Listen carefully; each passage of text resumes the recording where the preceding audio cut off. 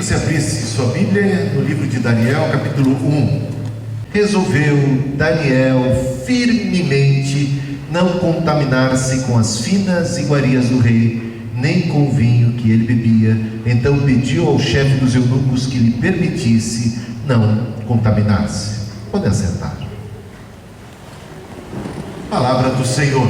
Estamos vivendo dias caracterizados por muita injustiça. Repare só. Dias marcados por muita corrupção, também pela violência. E a outra característica dos dias atuais é a imoralidade. Injustiça, corrupção, violência e imoralidade. Essas coisas estão detonando a nossa sociedade, detonando a família. A gente encontra corrupção nos mais altos escalões do governo, mas encontramos corrupção também nas igrejas. Corrupção está nas casas, está na família. E a violência então? Estamos diante de uma situação complicada. Hoje a gente anda um tanto cabisbaixo como brasileiro, de tanta vergonha do que está acontecendo. E é só ler os jornais, assistir os programas de televisão para se ter uma ideia. Mas isso a gente percebe também na escola, a gente percebe na casa, percebe na família. A imoralidade está campeando solto por tudo quanto é canto. As pessoas não podem mais confiar umas nas outras. A grande maioria do povo não está sequer cumprindo seus votos matrimoniais. A pedofilia, há uma série de mazelas acontecendo nos dias atuais. E qual tem sido a nossa postura? Nesses dias onde parece que a injustiça prevalece sobre a justiça, o mal parece se alastrar e querer cada vez mais tomar conta da situação, a gente precisa mais do que nunca de modelos, paradigmas. A gente precisa de referencial. A gente precisa de bom exemplo. E aqui nós temos, nesse personagem, Daniel, e seus amigos também, mais chegados, mas principalmente na figura de Daniel, alguém que pode nos ensinar como lidar com circunstâncias avessas, adversas, contrárias. Como viver, como testemunhar numa sociedade cada vez mais paganizada, secularizada, demonizada.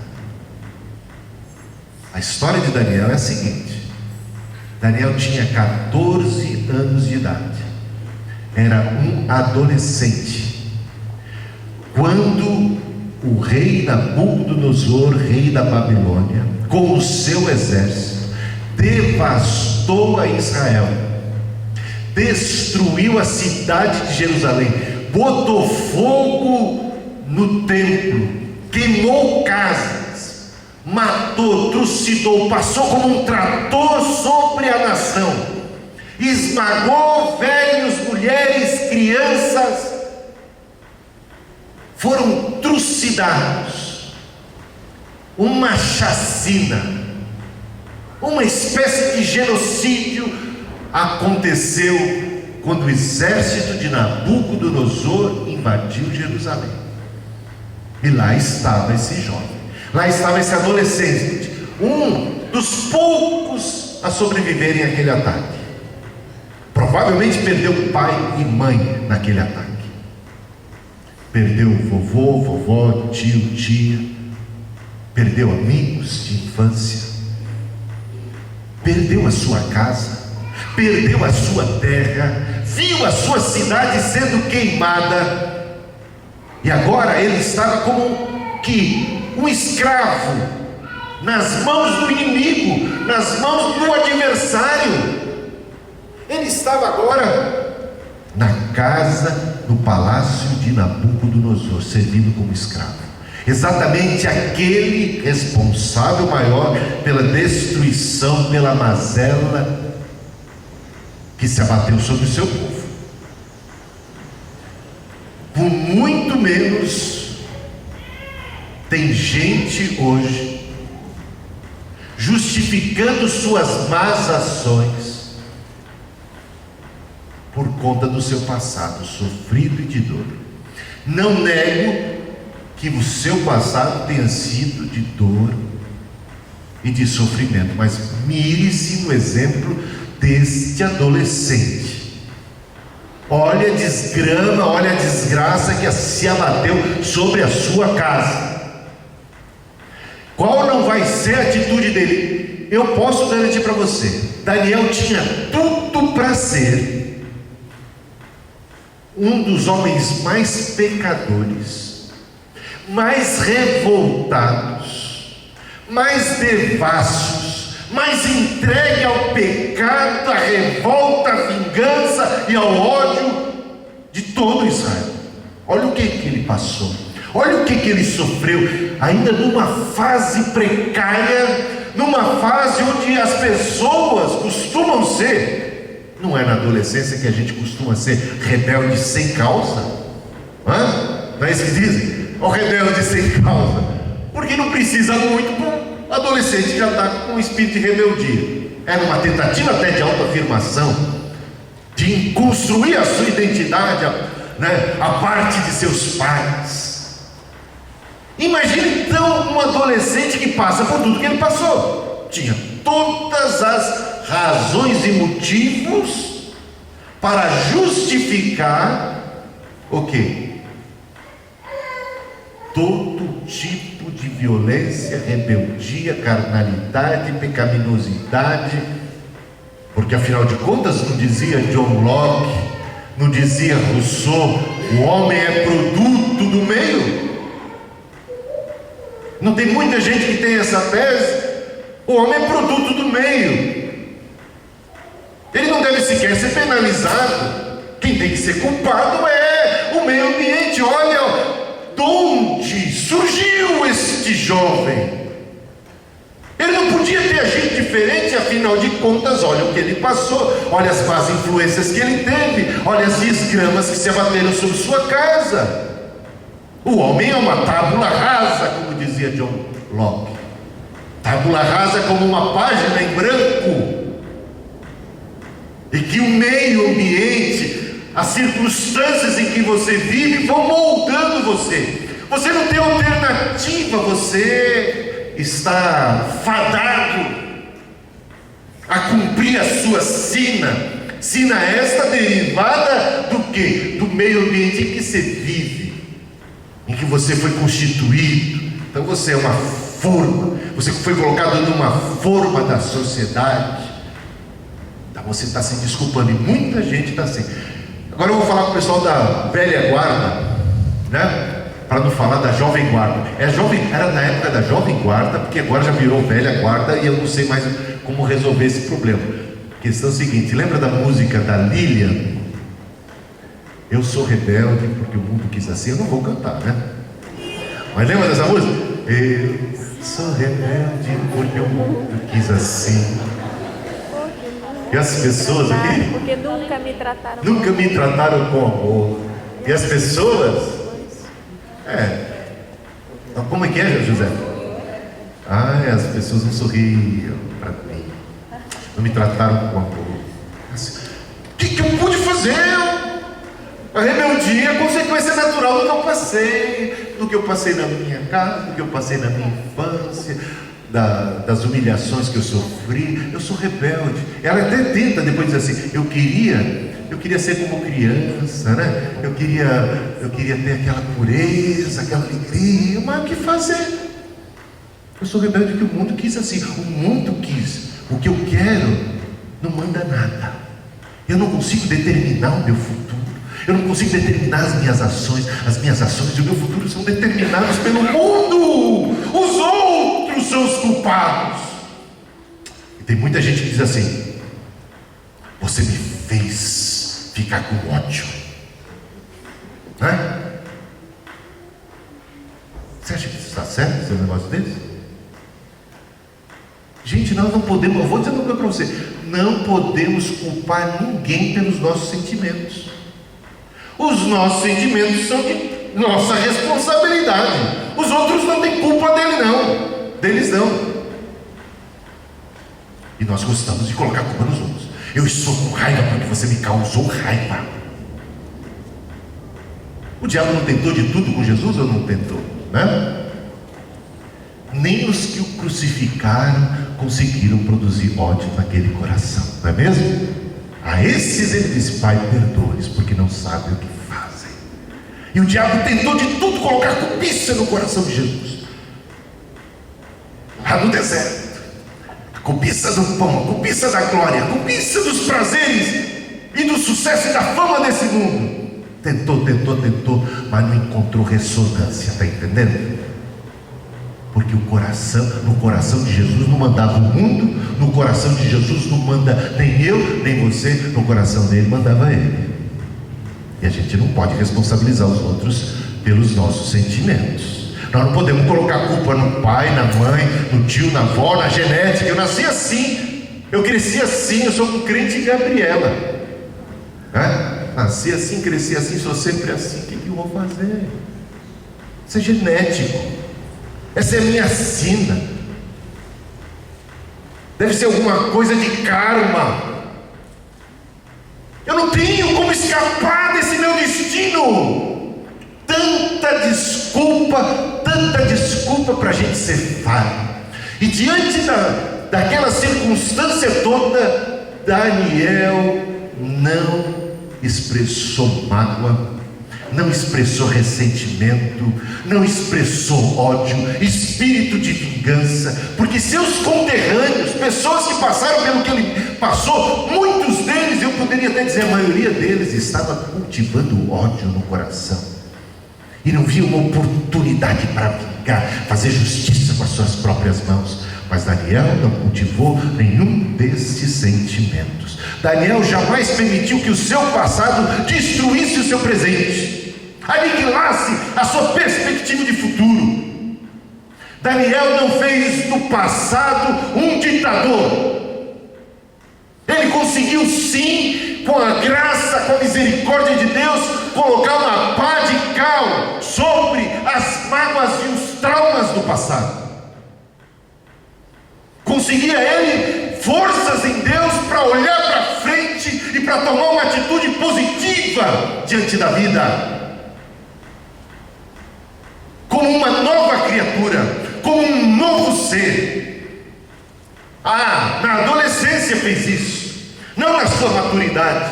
Na adolescência, sendo ainda um adolescente, determinou no seu coração não contaminar-se.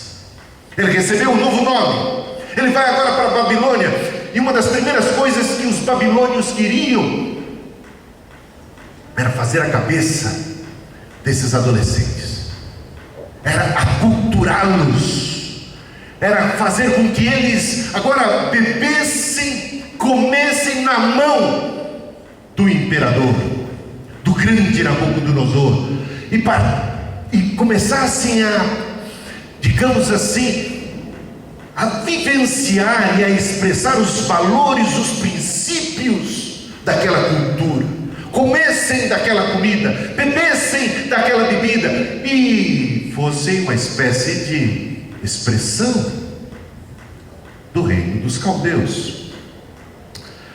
Primeira coisa que Nabucodonosor manda fazer: muda o nome deles. Daniel é o nome, Deus é minha justiça. Jeová é minha justiça. Não, esse nome é de outro Deus. Tira esse nome, bota o nome que honre aos nossos deuses. Foi assim que Daniel recebeu aquele nome. Não gostou muito não, e não se conformou àquele nome, jamais. Daniel jamais se dobrou diante dos deuses da Babilônia. Jamais se curvou diante de todas as tentações. Então a gente viu primeiramente como Daniel lidou com o seu passado difícil, e agora a gente começa a ver como Daniel está lidando com as dificuldades, com os desafios do seu presente, ainda como adolescente. Que atitude gloriosa, grandiosa, cheia de honra, cheia de princípios desse jovem chamado Daniel. O livro de Daniel não se chama Beltesazar, não é? Esse nome Daniel ele cultivou. Coragem que Daniel teve para ser diferente, meus irmãos. Coragem que Daniel teve para agir diferente e para fazer diferença. Daniel não foi nos embalos de sábado à noite. Os adolescentes normalmente, a tendência dos adolescentes, não quero com isso falar mal deles, eu fui adolescente, todo mundo já foi, né? Quem já tem certa idade, já passou por essa fase, e sabemos muito bem que é uma fase onde a gente precisa de ídolos, precisa de um grupo, e normalmente buscamos alguma patota na qual nós vamos nos identificar. Somos muito sugestionados nessa altura, nessa etapa da vida. E este adolescente não seguiu na onda, não seguiu na maré, não foi na conversa dos outros, teve uma dignidade, uma honradez, teve um equilíbrio, teve uma coragem, teve uma ousadia para ser diferente, para agir diferente.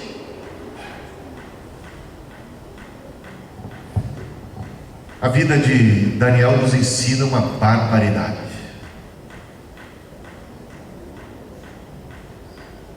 A gente precisa aprender essas lições. Queria que você pensasse como tem sido sua conduta diante das tentações da vida, diante das provações, diante das ofertas deste mundo. Veja só as tentações que Daniel estava sofrendo. Agora ele estava na maior universidade do mundo inteiro, que aquele era, naquela altura do campeonato, maior de todos os impérios, e foi dado a este Daniel estudar ali, naquela universidade da Babilônia. Ele tinha diante de si os jardins suspensos da Babilônia, uma das 7 maravilhas. Ele tinha diante de si uma mesa farta do bom e do melhor, ainda que a carne estivesse sendo sacrificada aos ídolos. Sabia disso? É por isso que ele não quer comê-la. Você pensa, ele era vegetariano, mas os judeus não são vegetarianos, os hebreus não são vegetarianos. Por que ele não queria comer aquela carne? Não por um princípio, por ser vegetariano, mas por um princípio de não comer nada sacrificado aos ídolos. A palavra de Deus proibia tal coisa, e assim ele agia como alguém que queria caminhar com os seus princípios, mantê-los vivos. Ele estava em terra estranha, ele havia perdido papai e mamãe, ele havia perdido tudo, mas não tinha perdido a sua fé em Deus, os seus princípios e os seus valores. E ele nutre seus princípios, nutre os seus valores, não se deixa levar pela onda, não se deixa levar pela maré, nem pelos embalos. É muito curioso que ele seja resistente e comece ali uma espécie de contracultura, age de maneira contrária àquilo que está sendo estabelecido, mas age com muita sabedoria, age com esperteza, age com sutileza. Ele não fica batendo de frente, ele pede permissão, não é? Ele não vai ofender os outros, mas com muita sabedoria, ele sabe se colocar, ele sabe se apresentar. Ele não quer comer das iguarias do rei, ele não quer participar daquilo que é sacrificado aos ídolos. Ele quer cultivar viva a sua fé, a sua conduta, os seus princípios. Esse é um menino, esse é um jovem que tem absolutos, que tem preceitos, que tem princípios e que se guia por eles. E por conta disso, o nosso amigo Daniel vai ser um vencedor. Vocês conhecem a história dele? Essa só é o começo da sua história. Começo da sua história. O reino da Babilônia vai cair. Esse garoto vai ser exaltado antes da queda da Babilônia. Esse garoto, esse jovem, vai ser exaltado à posição de primeiro-ministro da Babilônia. Sabia disso? Um judeu, um escravo. Isso nos faz lembrar de um outro escravo, José do Egito, que também foi jovem e guiado por princípios. E porque foi fiel no pouco, sobre muito foi colocado. Assim como José do Egito chegou à posição de primeiro-ministro, de governador de todo o Egito, depois de Faraó, o maior de todos era José, assim aconteceu com este escravo, com este hebreu, chamado Daniel, porque honrou a Deus, será ele honrado por Deus. Porque se apegou à palavra do Senhor, será ele um protegido e um abençoado de Deus. E Deus o exaltará porque foi fiel no pouco, sobre o muito será colocado. E chegou a ser primeiro-ministro de Nabucodonosor. Nabucodonosor um dia morre, seu filho sucede, e quem continua sendo primeiro-ministro? Daniel. Sobrevive a Nabucodonosor, sobrevive ao filho de Nabucodonosor, sobrevive ao próprio império babilônico. Eis aí um jovem, eis aí um homem que foi maior que o próprio império, que a própria Babilônia. Porque você sabe que quando os medos e os persas triunfaram sobre o império babilônico, destronaram o rei, venceram e tomaram conta da Babilônia, tinha lá já um ancião, já não era mais adolescente. O seu nome era Daniel, e a sua fama de um homem íntegro, santo de Deus, era espetacular. Tanto que encontrou graça, achou ele graça aos olhos do rei Dario, rei Medo-Persa, que o exaltou à posição de número 1 no reino Medo-Persa. Acreditam num negócio desse? Ele seguiu sendo, gente, porque era uma pessoa de dignidade e de honra, e é isso que o Brasil mais precisa hoje, é de crente, não da boca para fora, mas de crente que crê, que confia e que age de acordo com os seus princípios. Este homem, Daniel, quando estava lá, muito amigo do rei Dário, despertou uma inveja, uma ciumeira naqueles governadores, daqueles do mais alto escalão do governo do rei Dario. E sabe o que ele fez? Eles fizeram, conspiraram contra Daniel e tentaram agora que o rei, na sua inocência, assinasse um decreto que proibisse qualquer um de orar a qualquer Deus que não fosse o Deus oficial lá do Império Medo-Persa. E lá estava Daniel, e eles sabiam muito bem, orava 3 vezes ao dia, de janelas abertas para todo mundo ver. E por conta disso, vocês sabem o que aconteceu com ele, sabe? Onde que ele vai parar? Na cova dos leões. Mas Deus vai fechar a boca dos leões, e Daniel será mais uma vez exaltado. Mesaque, Sadraque e Abednego, amigos, não se curvaram diante da estátua de Nabucodonosor. Foram parar onde? Na fornalha ardente. Não seguiram o embalo. Todo mundo estava adorando, todo mundo estava fazendo, e quem não fazia morria. Então, não vamos ser besta, vamos fazer igual, não custa nada. Eles acharam diferente. Não se curvaram, não morreram, prevaleceram, triunfaram. A nossa vida pode fazer diferença nos dias atuais, meus amados irmãos, e deve fazer diferença. O que nós mais precisamos nos dias de hoje é de gente que ouse acreditar na palavra de Deus, viver de acordo com os princípios dela, que seja ponta firme, que seja uma pessoa comprometida, íntegra. Integridade é o que esse jovem nos ensina. Assim como Daniel, nós queremos hoje decidir. Nós não vamos colocar a culpa no mundo, nós não vamos colocar a culpa nos outros, nas circunstâncias. Não vamos deixar que os outros determinem, ou que o mundo determine, ou que a história passada determine algo sobre nossa existência, sobre nosso futuro. Nós seremos os agentes, nós nos colocaremos nas tuas mãos. E hoje decidimos, como diz o versículo 8 de Daniel, firmemente. Olha que coisa linda. Decidiu Daniel na sua adolescência firmemente não se contaminar.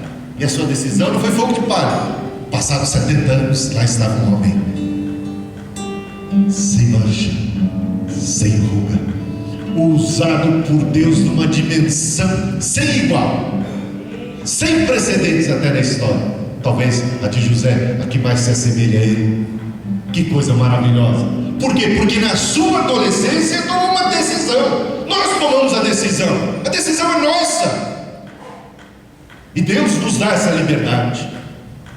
E Deus nos liberta de toda a escravidão do passado, de toda espécie de maldição que a gente possa supor esteja sobre nós, nos oprimindo. Não, rompemos com ela e assumimos que Deus nos dá a vitória, nos dá a libertação e nos dá o direito de fazermos algo significativo com nossas vidas. E viver para Deus não é desperdiçar a vida. Viver para Deus é experimentar a vida mais abundante que alguém pode ter, mais rica de significado, mais plena de amor e de alegria e de paz. Coloque-se diante de Deus, os pastores estarão orando por você. Obrigado, Jesus, porque Daniel foi feliz, porque Daniel encontrou a cura para os seus traumas, para a sua tristeza profunda, para as suas grandes perdas, para o drama que se abateu na sua vida ainda na sua adolescência. Oh Senhor, ele não foi réu, ele não foi um prisioneiro do seu passado, ele encontrou libertação, graça, força, cura do Senhor, encontrou esperança para o seu amanhã. Bendito seja o Senhor. Concede ao teu povo, aos teus servos, a mesma participação na consolação, na esperança, na cura, no fortalecimento que Daniel teve. Cura para os traumas, para as feridas, para as emoções, para os corações partidos. Oh Jesus, concede neste dia, nesta hora, uma libertação.